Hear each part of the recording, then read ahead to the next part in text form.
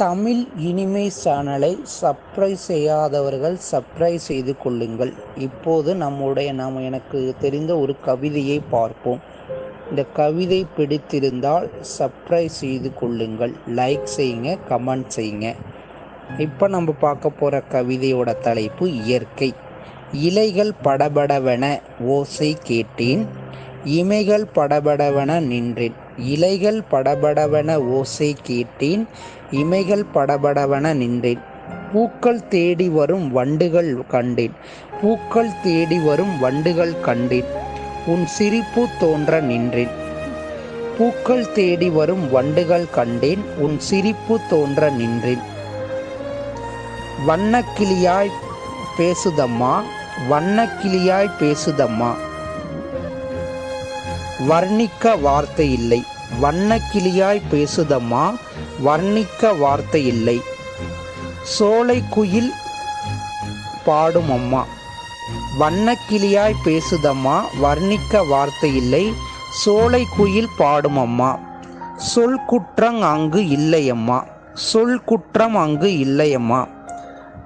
பாச பறவையெல்லாம் பறக்குதம்மா, பாச பறவையெல்லாம் பறக்குதம்மா, அங்கு ஆற்றல் இல்லையம்மா.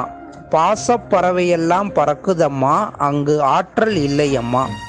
காற்றில் சிகரத்தை பார்த்தேன், காற்றின் சிகரத்தை பார்த்தேன், கடல் அலைகளை கண்டேன். காற்றின் சிகரத்தை பார்த்தேன், கடல் அலைகளை கண்டேன். காற்றின் சிகரத்தை பார்த்தேன், கடல் அலைகளை கண்டேன். வட்டந்தோடு இருந்த எனக்கு வசந்தம் தோன்றியது. வாட்டந்தோறும் இருந்த எனக்கு வசந்தம், வாட்டந்தோறும் இருந்த எனக்கு வசந்தம் தோன்றியது. வாட்டந்தோறும் இருந்த எனக்கு வசந்தம் தோன்றியது. தென்றங்கீற்று அழகில் தென்றல் காற்று வீசியது. வாட்டந்தோறும் இருந்த எனக்கு வசந்தம் தோன்றியது. தென்றங்கீற்று அழகில் தென்றல் எமக்கு காற்று வீசியது.